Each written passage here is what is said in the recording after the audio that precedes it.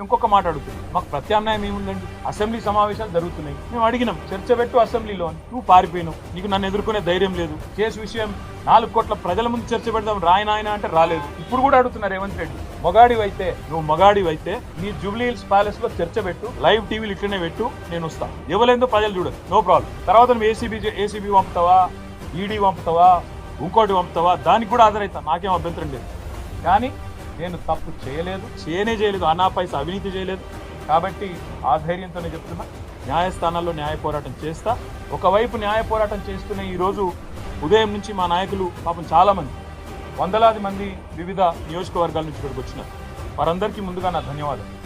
వారందరికీ నేను ఒకటే చెప్పాను, నేనేం చెప్పినా అంటే, మీరు వాళ్ళు ఏం చేసినా మీరు పట్టించుకోకండి. ఈ కేసు విషయంలో వాళ్ళ ఇంట్రెస్ట్ ఫార్ములా ఈ, మా ఇంట్రెస్ట్ ఫార్మర్. ఆయన ఇంట్రెస్ట్ ఫార్ములా, మా ఇంట్రెస్ట్ ఫార్మర్. మేము రైతు భరోసా గురించే మాట్లాడతాం.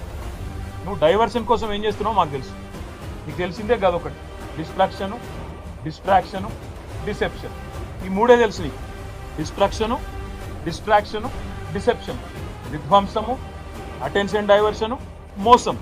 ఇది కాంగ్రెస్ నైజం. అందుకే నేను అనేది, ఇవాళ రైతులు 70 లక్షల మంది రైతులు ఎదురు చూస్తూ ఉన్నారు.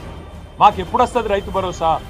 కేసీఆర్ సార్ 12 సార్లు ఇచ్చిండు, చిట్టినాయుడు గారు ఒక్కసారి కూడా ఇవ్వలేదు.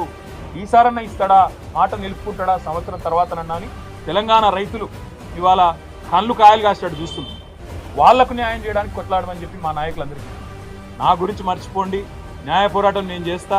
నేను తప్పు చేయలేదు, ఆయన నన్ను చేయలేడు. ఆయన ఎన్ని రకాలుగా కక్ష సాధింపు ప్రయత్నం చేసినా ఏమీ సాధించలేడు, శోధించలేడు. మీరు దయచేసి రైతుల సబ్జెక్టు మాత్రమే మాట్లాడండి. ఉదయం నుంచి నన్ను కలిసిన ప్రతి నాయకుడికి నేను చెప్తా వచ్చింది. పార్టీ